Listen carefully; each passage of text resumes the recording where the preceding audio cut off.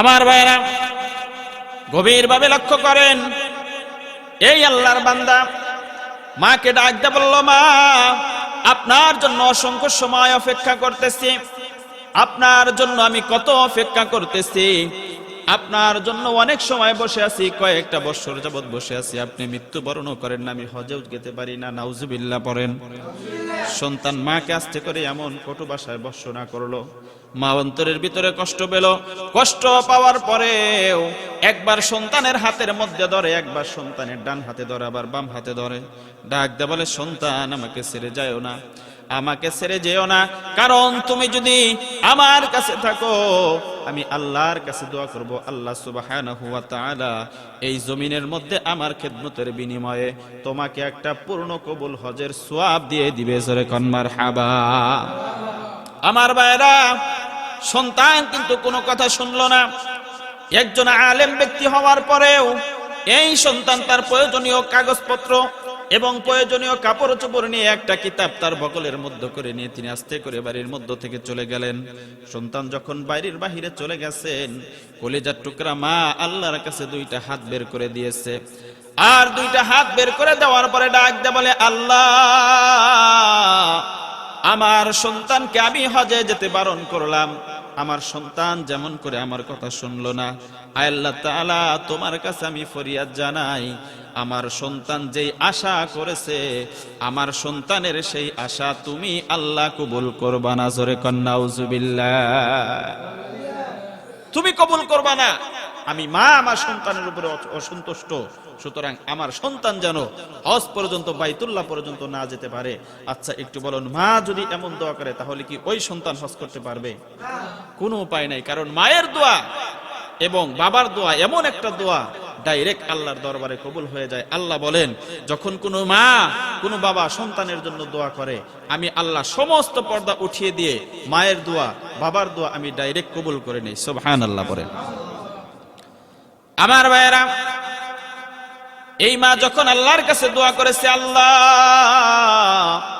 আমার সন্তানকে আপনি মক্কাতুল মুকাররমা পর্যন্ত যাইতে দিবেন না, হজ সম্পাদন করতে দিবেন না, আমি চাই আমার সন্তান আমার বুকের মধ্যে থাকুক, আমার কাছে থাকুক, আমার খেদমত করুক। কিন্তু এই আল্লাহর বান্দা আলেম হয়ে যখন ঘর থেকে বের হয়ে চলে গেলেন, প্রথম দিন তিনি হাঁটতে হাঁটতে যখন একটা কিনারা পর্যন্ত, একটা অঞ্চল পর্যন্ত চলে গেছেন, আর যাওয়ার পরে এক অঞ্চলের মধ্যে যাওয়ার পরে যখন রাত্রি যাপন হয়েছে, আল্লাহর বান্দা আর একটা আল্লাহর বান্দার বাড়ির মধ্যে আশ্রয় নিয়েছেন, কাছারি ঘরের মধ্যে থেকেছেন। থাকার পরে ওই রাত্রিটা যাপন করেছেন। এমন করতে করতে মুফাসসিরিন ইকরাম লেখেন 2-3 দিন যাবত হেঁটে হেঁটে আল্লাহর বান্দা হজ করার জন্য যায়, হেঁটে হেঁটে এমন করে হজ করার জন্য যায়।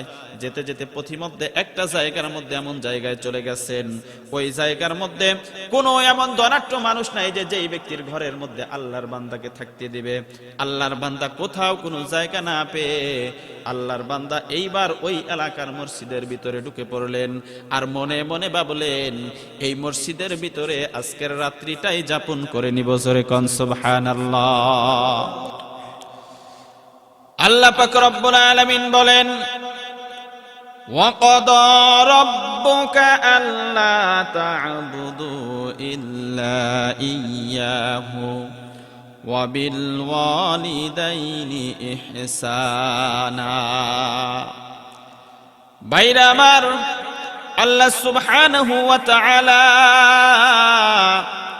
এই আয়াতের মধ্যে দুইটা কথা আমার তেলাওয়াতের মধ্যে বলেছেন। এক নম্বরে বলেছেন, ওয়াকাদা রাব্বুকা আল্লা তা'বুদু, তোমরা জমিনের মধ্যে ইবাদত করো একমাত্র আমি আল্লাহর, সাহায্য চাইবা আমি আল্লাহর কাছে, আমি আল্লাহ ছাড়া কারো ইবাদত করবা না, আমার সাথে কাউকে শরীক করতে পারবা না। আল্লাহ তা'বুদু ইল্লা ইয়াহু ওয়া বিল ওয়ালিদাইনি ইহসানা। আল্লাহ পাক রব্বুল আলামিন বলেন, ইবাদত করবা আমার, আর আনুগত্য করবা, ইহসান করবা, উত্তম আচরণ করবা তুমি তোমার মা বাবার সাথে। জোরে কোন মারহাবা। তাহলে আমরা আয়াতের মাধ্যমে বুঝতে পারলাম আল্লাহ পাক রব্বুল আলামিন আমার আপনার মা বাবার সাথে কেমন ব্যবহার করতে বলেছেন, ভালো ব্যবহার করতে বলেছেন। আল্লাহ পাক রব্বুল আলামিন বলেন যে যখন তোমার মা বাবা বৃদ্ধ অবস্থায় চলে যায়, তোমার মা অথবা তোমার বাবা এদের দুইজনের মধ্যে কাউকে যদি তুমি দুনিয়ার মধ্যে পাও, ও সন্তান, দুনিয়ার মধ্যে মা বাবার খেদমতের বিনিময়ে, ওই মা অথবা বাবার খেদমতের বিনিময়ে এই দুনিয়ার মধ্য থেকে আমি আমার জান্নাতের ব্যবস্থা তোমার জন্য করতে পারি। আমার ভাইরা, এজন্য সর্ব অবস্থায় মা বাবার খেদমত করতে হবে। বিশেষ করে মা বাবা যখন বৃদ্ধ অবস্থার মধ্যে পড়ে যায়, এই বৃদ্ধ অবস্থায় কিন্তু মা বাবার খেদমত করতে হবে। কারণ মা বাবা হচ্ছে এমন একটা দৌলত, এমন একটা ইবাদত। আল্লাহর প্রিয় হাবিব সাল্লাল্লাহু আলাইহি ওয়াসাল্লাম বলেন, দুনিয়ার মধ্যে মা বাবার খেদমতের বিনিময়ে একটা সন্তান এই দুনিয়ার মধ্য থেকে আখিরাতে তার জান্নাতের ব্যবস্থা করতে পারে। জোরে কোন মারহাবা। আমার ভাইরা, আল্লাহর নবীর একজন সাহাবী আল্লাহর নবীকে ডেকে নিয়ে আসলেন, ডাক দিয়ে বললেন, ইয়া রাসূলুল্লাহ, ইয়া হাবিবাল্লাহ, আপনি একটু আমার মায়ের জন্য দোয়া করেন, আপনি একটু আমার মায়ের হিদায়াতের জন্য দোয়া করেন। আল্লাহর নবী নিজে দোয়া করলেন। আর দোয়া করার পরে আল্লাহর নবী যখন দোয়ার মধ্য থেকে হাতটা সরাইলেন, সরানোর সাথে সাথে আল্লাহর নবী প্রাণ ভরে কান্না করলেন। আল্লাহর নবী এত সজোরে দীর্ঘ সময় ভরে কান্না করলেন। সাহাবী ডাক দিয়ে বলেন, ইয়া রাসূলুল্লাহ, ইয়া হাবিবাল্লাহ, আমার মায়ের জন্য আপনি দোয়া করলেন, আর দোয়ার পরে আপনি এত বেশি কান্না কিসের জন্য করেন? আল্লাহর নবী ডাক দিয়ে বললেন, সাহাবীরে, যতক্ষণ পর্যন্ত তোমার মা বাবা দুনিয়ার মধ্যে জীবিত আছে, ততক্ষণ পর্যন্ত তুমি বুঝতে পারবা না আজকে আমি হলাম নবী, আমি হলাম এতিম। তোমার মায়ের দোয়া করার সাথে সাথে আমার মায়ের কথা মনে পড়ে গেছে। আমার ভাইরা, এজন্য মা যতদিন জমিনের মধ্যে থাকবে ততদিন আপনি বুঝতে পারবেন না কেমন একটা দরদ আপনার জন্য ছিল। ঠিক কিনা বলেন? কেমন একটা রহমত আপনার জন্য ছিল। আপনি জিজ্ঞাসা করেন ওই সন্তান রে, যেই সন্তানের মা দুনিয়ার মধ্যে জীবিত নাই, যেই সন্তানের বাবা আজকে দুনিয়ার মধ্যে জীবিত নাই, সেই সন্তানকে জিজ্ঞাসা করেন যে বাবা কেমন একটা রহমত, মা কেমন একটা রহমত, এই মা সন্তানকে কেমন করে ভালোবাসে। আমার ভাইরা, হাদিসের মধ্যে আসছে, মুফাসসিরিনে কেরাম লেখেন, কখন তুমি তোমার বাবার সাথে উত্তম ব্যবহার করবা, কখন তুমি তোমার মায়ের সাথে উত্তম ব্যবহার করবা? যখন তোমার মা বৃদ্ধ অবস্থায় পৌঁছে যাবে, তোমার মা একটা শিশু বাচ্চার মতো, একটা শিশু সন্তানের মতো হয়ে যাবে।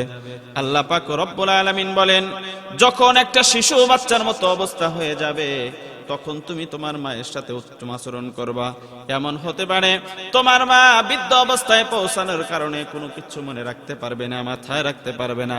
তখন একটা প্রশ্ন বারবার করে 1000 বার তোমাকে জিজ্ঞাসা করবে। জোরে কোন কথা ঠিক কিনা? এই প্রশ্নগুলা জিজ্ঞাসা করার পরে আল্লাহ পাক রব্বুল আলামিন বললেন যে 100 বার তোমাকে জিজ্ঞাসা করলেও 100 বার তুমি জবাব দিবা, 200 বার জিজ্ঞাসা করলেও তুমি জবাব দিবা। কোন সময় মা বাবার আচরণের বিরক্ত হবে না, কারণ আল্লাহ পাক রব্বুল আলামিন বলেছেন, উফি ওয়ালা তানহারহুমা ওয়া কুল্লাহুমা কওলান কারীমা। জোরে কোন আল্লাহু আকবার। আমার ভাইরা, আল্লাহ নিজে বলেছেন মা বাবার কোনো ব্যবহারে তুমি শব্দটা বলতে পারবে না। এজন্য আমার ভাইরা, আল্লামা জমিরউদ্দিন রাহমাতুল্লাহি আলাইহি লেখেন, একজন আল্লাহর বান্দা ছিল, নিজে একজন আলেম মানুষ ছিল, একজন জ্ঞানী মানুষ থাকা অবস্থায় দুনিয়ার মধ্যে আর কোনো মানুষ তার জীবিত নাই, তার মা একমাত্র জীবিত আছে। এই মা এত বেশি জীর্ণ শীর্ণ অবস্থা হয়ে গেছে, এই মা সঠিকভাবে উঠতেও পারে না, হাঁটতেও পারে না, চলতেও পারে না। আল্লাহর বান্দা সেই মায়ের খেদমত সর্বক্ষণ করে, উত্তমভাবে খেদমতটা তখন করে। আল্লাহর বান্দা খেদমত করে, প্রত্যেকটা বছর তার সময় চলে যায়, মায়ের খেদমতের বিনিময়ে সময়গুলা কাটিয়ে দেয়। কিন্তু জিলহজ মাস যখন এসে যায়, আল্লাহর বান্দার মক্কার হজের কথা মনে পড়ে যায়, আল্লাহর বাইতুল্লাহর কথা মনে পড়ে যায়। বাইতুল্লাহর কথা মনে হওয়ার সাথে সাথে আল্লাহর বান্দা হজ করার বিরহ বেদনার মধ্যে জমিনের মধ্যে টুকরে টুকরে কাঁদতে থাকে। জোরে কোন মারহাবা। আল্লাহর বান্দা হজের উদ্দেশ্যে কান্না করতে থাকে,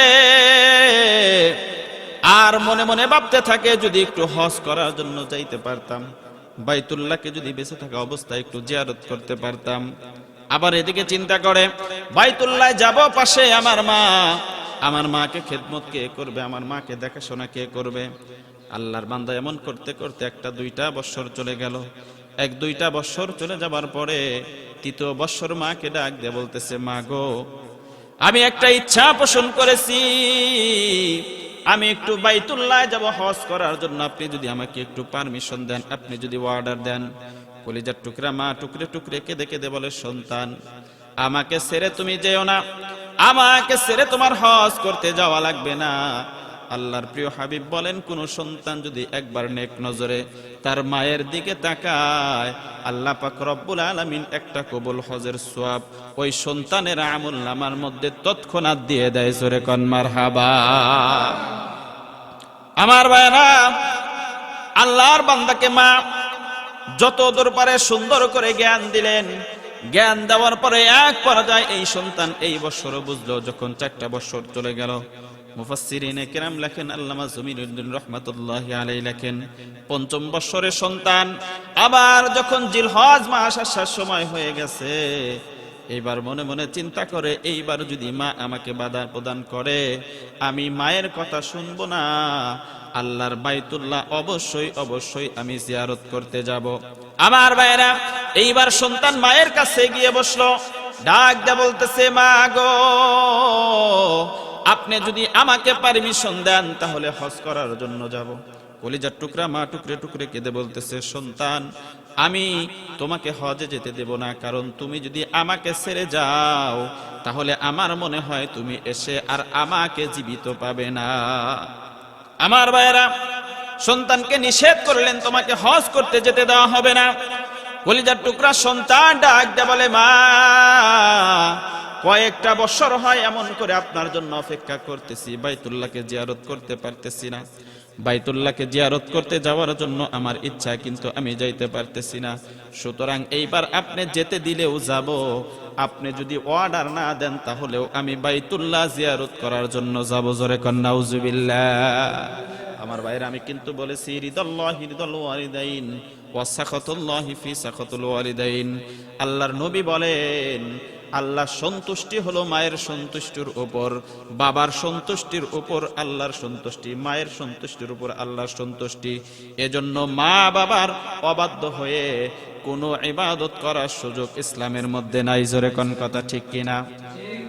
আমার ভাইরা, গভীরভাবে লক্ষ্য করেন, এই আল্লাহর বান্দা মাকে ডাক দিয়ে বলল, মা, আপনার জন্য অসংখ্য সময় অপেক্ষা করতেছি, আপনার জন্য আমি কত অপেক্ষা করতেছি, আপনার জন্য অনেক সময় বসে আছি, কয়েকটা বছর যাবত বসে আছি, আপনি মৃত্যুবরণও করেন না, আমি হজেও যেতে পারি না। নাউজুবিল্লাহ পড়েন। সন্তান মাকে আস্তে করে এমন কটু ভাষায় ভর্ৎসনা করলো, মা অন্তরের ভিতরে কষ্ট পেল। কষ্ট পাওয়ার পরেও একবার সন্তানের হাতের মধ্যে ধরে, একবার সন্তানের ডান হাতে ধরে, আবার বাম হাতে ধরে, ডাক দে বলে, সন্তান, আমাকে ছেড়ে যাও না, আমাকে ছেড়ে যেও না, কারণ তুমি যদি আমার কাছে থাকো, আমি আল্লাহর কাছে দোয়া করব, আল্লাহ সুবহানাহু ওয়া তাআলা এই জমিনের মধ্যে আমার খেদমতের বিনিময়ে তোমাকে একটা পূর্ণ কবুল হজের সওয়াব দিয়ে দিবে। জোরে কোন মারহাবা। আমার ভাইরা, সন্তান কিন্তু কোনো কথা শুনলো না। একজন আলেম ব্যক্তি হওয়ার পরেও এই সন্তান তার প্রয়োজনীয় কাগজপত্র এবং প্রয়োজনীয় কাপড় চোপড় নিয়ে একটা কিতাব তার বগলের মধ্যে করে নিয়ে তিনি আস্তে করে বাড়ির মধ্য থেকে চলে গেলেন। সন্তান যখন বাড়ির বাহিরে চলে গেছেন, কলিজার টুকরা মা আল্লাহর কাছে 2টা হাত বের করে দিয়েছে। আর 2টা হাত বের করে দেওয়ার পরে ডাক দিয়ে বলে, আল্লাহ, আমার সন্তানকে আমি হজে যেতে বারণ করলাম, আমার সন্তান যেমন করে আমার কথা শুনলো না। আল্লাহ তাআলা, তোমার কাছে আমি ফরিয়াদ জানাই, আমার সন্তান যেই আশা করেছে, আমার সন্তানের সেই আশা তুমি আল্লাহ কবুল করবা না। জোরে কোন নাউজুবিল্লাহ। তুমি কবুল করবা না। আমি মা আমার সন্তানের উপরে অসন্তুষ্ট, সুতরাং আমার সন্তান যেন হজ পর্যন্ত, বাইতুল্লাহ পর্যন্ত না যেতে পারে। আচ্ছা, একটু বলুন, মা যদি এমন দোয়া করে তাহলে কি ওই সন্তান হজ করতে পারবে? কোনো উপায় নাই, কারণ মায়ের দোয়া এবং বাবার দোয়া এমন একটা দোয়া ডাইরেক্ট আল্লাহর দরবারে কবুল হয়ে যায়। আল্লাহ বলেন, যখন কোনো মা কোনো বাবা সন্তানের জন্য দোয়া করে, আমি আল্লাহ সমস্ত পর্দা উঠিয়ে দিয়ে মায়ের দোয়া বাবার দোয়া আমি ডাইরেক্ট কবুল করে নেই। সুবহানাল্লাহ বলেন। আমার ভাইয়েরা, এই মা যখন আল্লাহর কাছে দোয়া করেছে, আল্লাহ আমার সন্তানকে আপনি মক্কাতুল মুকাররমা পর্যন্ত যাইতে দিবেন না, হজ সম্পাদন করতে দিবেন না, আমি চাই আমার সন্তান আমার বুকের মধ্যে থাকুক, আমার কাছে থাকুক, আমার খেদমত করুক। কিন্তু এই আল্লাহর বান্দা আলেম হয়ে যখন ঘর থেকে বের হয়ে চলে গেলেন, প্রথম দিন তিনি হাঁটতে হাঁটতে যখন একটা কিনারা পর্যন্ত, একটা অঞ্চল পর্যন্ত চলে গেছেন, আর যাওয়ার পরে এক অঞ্চলের মধ্যে যাওয়ার পরে যখন রাত্রি যাপন হয়েছে, আল্লাহর বান্দা আর একটা আল্লাহর বান্দার বাড়ির মধ্যে আশ্রয় নিয়েছেন, কাছারি ঘরের মধ্যে থেকেছেন। থাকার পরে ওই রাত্রিটা যাপন করেছেন। এমন করতে করতে মুফাসসিরিন কিরাম লেখেন 2-3 দিন যাবত হেঁটে হেঁটে আল্লাহর বান্দা হজ করার জন্য যায়। হেঁটে হেঁটে এমন করে হজ করার জন্য যায়, যেতে যেতে পথিমধ্যে একটা জায়গার মধ্যে এমন জায়গায় চলে গেছেন, ওই জায়গার মধ্যে কোনো এমন ধনাঢ্য মানুষ নাই যে যেই ব্যক্তির ঘরের মধ্যে আল্লাহর বান্দাকে থাকতে দিবে। আল্লাহর বান্দা কোথাও কোনো জায়গা না পেয়ে আল্লাহর বান্দা এইবার ওই এলাকার মসজিদের ভিতরে ঢুকে পড়লেন, আর মনে মনে ভাবলেন, এই মসজিদের ভিতরে আজকের রাত্রিটাই যাপন করে নিব। জোরে কোন সুবহানাল্লাহ। আমার ভাইরা, মুফাসসিরিন কিরাম লেখেন, ওই ব্যক্তি মসজিদের ভিতরে প্রবেশ করলো, আর প্রবেশ করার পরে কিছু খানাপিনা খাওয়ার পরে তিনি ঘুমিয়ে পড়লেন। আর ঘুমিয়ে পড়ার পরে প্রতিমধ্যে রাত্রি যখন গভীর হয়ে গেল, এই গভীর রজনীতে হঠাৎ করে মসজিদের পাশের বাড়িতেই একটা চোর এসে অন্যান্য কিছু মালগুলা চুরি করেছে, মূল্যবান কিছু বস্তুগুলা চুরি করেছে। চুরি করে একটা বস্তার মধ্যে ভরেছেন। বস্তার মধ্যে ভরার পরে ওই ব্যক্তি মালগুলা যখন নিয়ে বের হয়ে চলে গেছেন, বাড়িওয়ালার সঙ্গে সঙ্গে চেতন হয়ে গেছেন। চেতন হওয়ার সাথে সাথে সকলেই মিলে যখন হই হুল্লা শুরু করে দিচ্ছেন, দাওয়াদাওয়ি শুরু করে দিচ্ছেন, আল্লাহর বান্দা চোর অন্য কোনো জায়গায় যেতে না পেরে ওই যে আল্লাহর মসজিদ, আল্লাহর ঘর মসজিদ, ওই মসজিদের ভিতরে আল্লাহর বান্দা চুরিকৃত মাল নিয়ে প্রবেশ করেছে। জোরে কন নাউজুবিল্লাহ। আমার ভাইরা, চোর মসজিদে গেছে কিসের জন্য? আত্মগোপনের জন্য। আর আল্লাহর বান্দা হজ করনেওয়ালা ব্যক্তি গেছে রাত্রি যাপন করার জন্য। যখন এমন করে আল্লাহর বান্দা চোর মসজিদের ভিতরে প্রবেশ করেছে, দেখেছে অবস্থা তো ভালো না, এলাকার মানুষ এসে আমাকে ধরে ফেলবে। আল্লাহর বান্দা চুরিকৃত মালটা মসজিদের ভিতরে ওই যে একজন আগন্তুক ব্যক্তি, হজ করনেওয়ালা ব্যক্তি, তার মাথার কাছে নামিয়ে ফেললেন। নামিয়ে আস্তে করে দেয়াল টপকে তিনি মসজিদ থেকে বের হয়ে চলে গেলেন। আর বের হয়ে চলে যাবার পর এলাকার মানুষগুলা এসে মসজিদের চতুর সাইডে এমন করে ঘিরে বসে আছে যে যখন মসজিদটা খুলবে তখন চোরটাকে আমরা বের করব।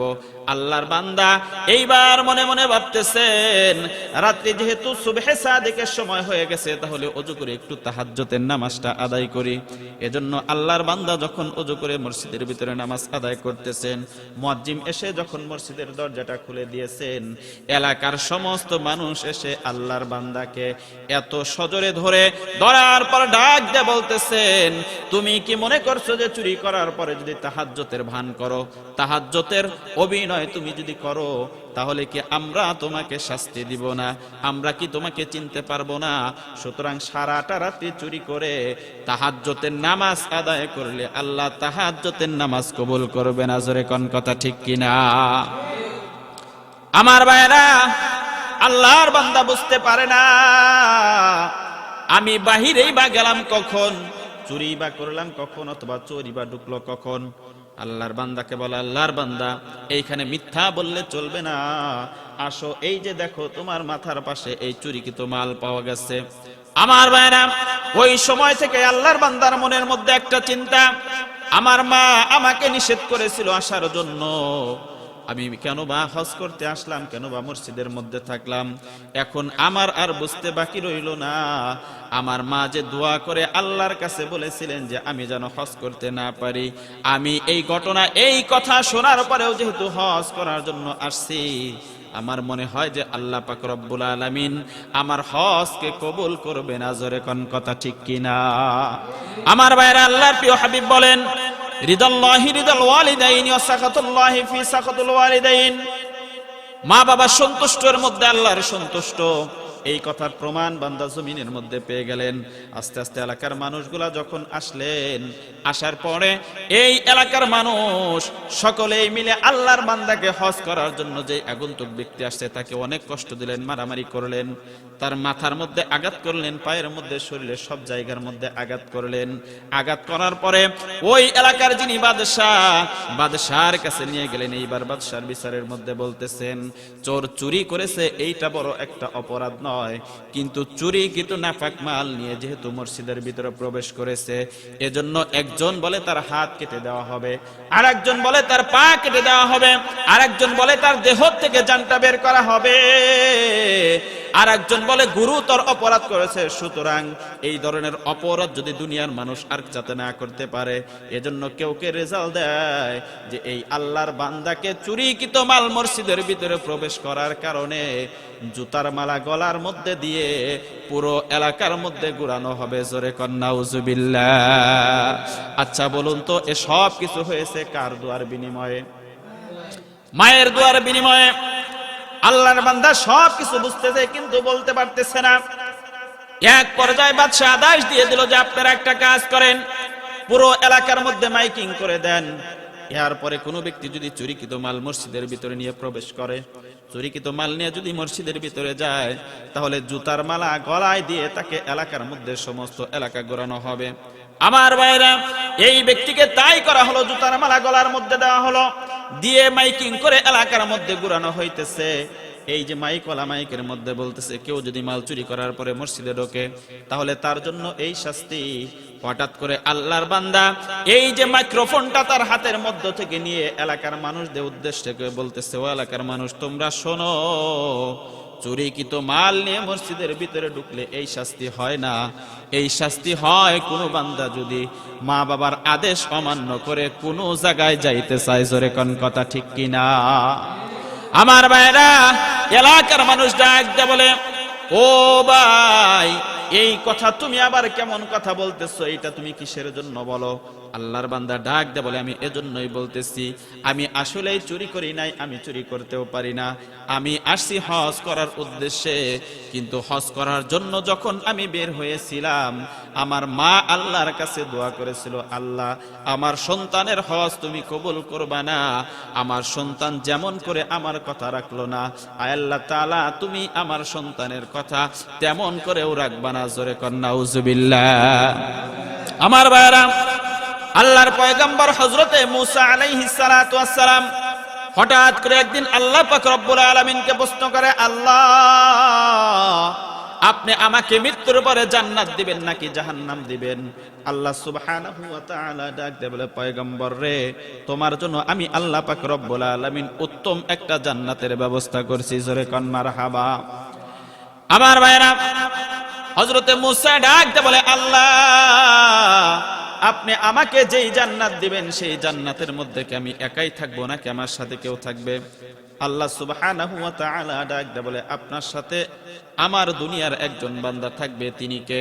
আল্লাহ সুবহানাহু ওয়া তাআলা ডাক দিয়ে বললেন, তিনি হলো অমুক এলাকার কসাই, যেই কসাই আপনার সাথে জান্নাতের সাথী হয়ে যাবে। জোরে কোন মারহাবা। আমার ভাইরা, হযরতে মূসা আলাইহিস সালাতু ওয়াস সালাম আল্লাহ সুবহানাহু ওয়া তাআলা কে ডাক দিয়ে বলে, আল্লাহ আমি একজন নবী হওয়ার কারণে আপনি আমাকে জান্নাত দিবেন, আর একজন মানুষ সাধারণ মানুষ হওয়ার পরেও কেমন করে আপনি তাকে জান্নাত দিবেন? একমাত্র আমার সাথে। আল্লাহ সুবহানাহু ওয়া তাআলা ডাক দিয়ে বলেন, তোমাকে আমি মুখে বলবো না, তুমি যদি সেই কসাইয়ের অবস্থাটা দেখো, আমলের অবস্থা দেখো, তাহলে তুমি বুঝতে পারবা আল্লাহ কেন তাকে তোমার সাথে এই একই জান্নাতের মধ্যে অবস্থান করাইবেন। জোরে কোন মারহাবা। আমার ভাইরা, এই কসাইয়ের ঠিকানা হযরতে মূসা নিয়ে নিলেন, আর নেওয়ার পরে উক্ত এলাকায় চলে গেলেন। আর যাবার পরে এই ব্যক্তির সমস্ত ঘটনাগুলা দেখলেন যে একটা বাজারের ভিতরে তিনি মাংস বিক্রি করে।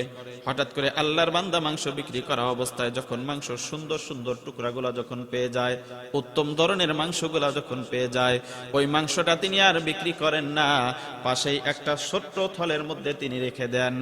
আর রাখতে রাখতে কিছু মাংস যখন তার জোগাড় হয়ে গেল, মাগরিবের আজান হয়ে গেল, এই ব্যক্তি দোকানটা গুছিয়ে ফেললো। দোকানটা গুছিয়ে ফেলানোর পরে হঠাৎ করে তিনি আল্লাহর বান্দা এইবার বাড়ির দিকে রওনা হয়ে গেছে।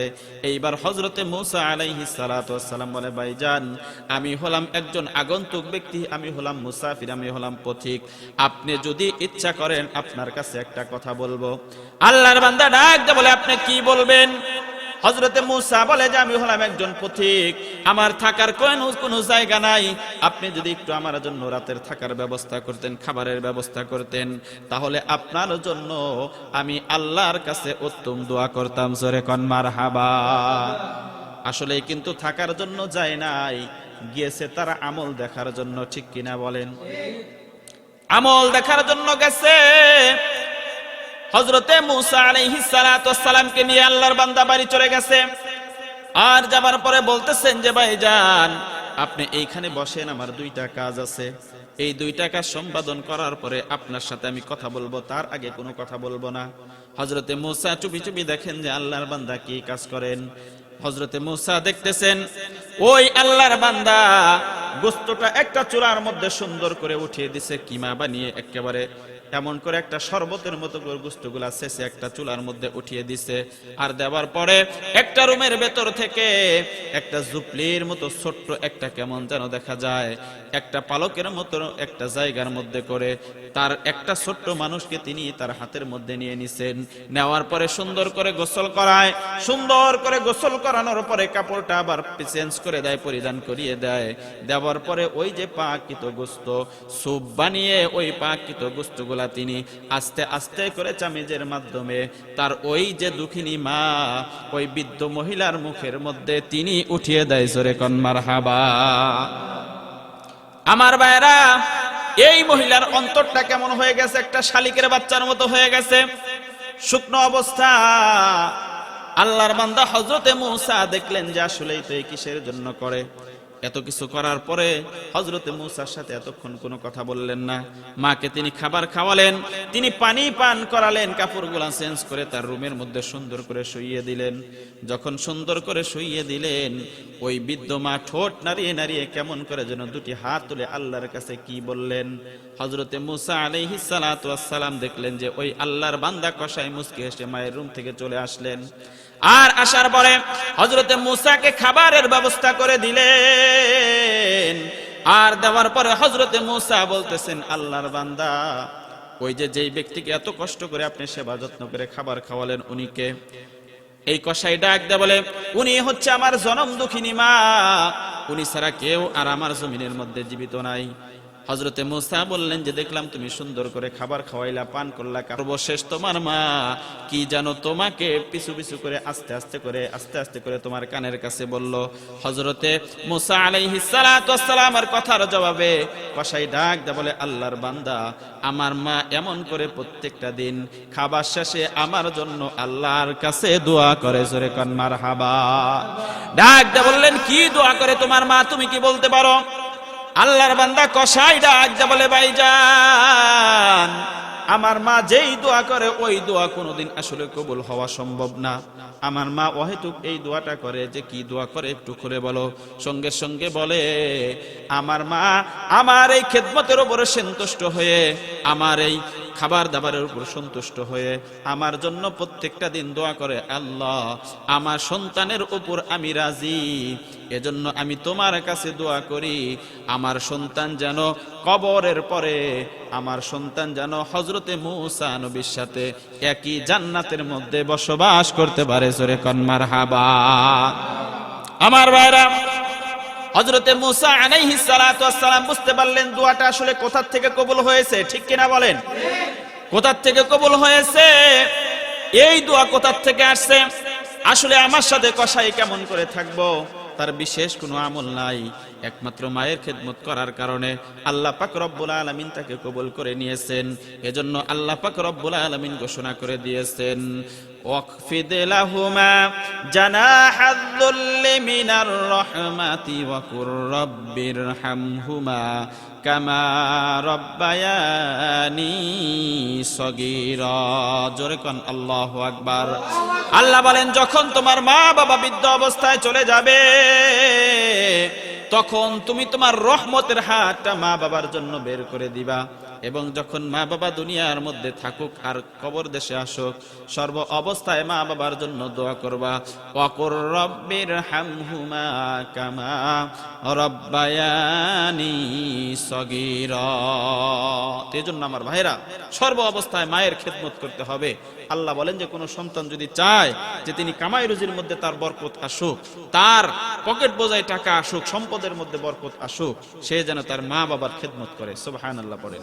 এজন্য মা বাবার খেদমতের উপর আল্লাহ সন্তুষ্টি, সকলের সন্তুষ্টি। আল্লাহ পাক রব্বুল আলামিন আমাদের প্রত্যেককেই মা বাবার খেদমত করার তৌফিক দান করুক। সকলেই পড়ি আমিন।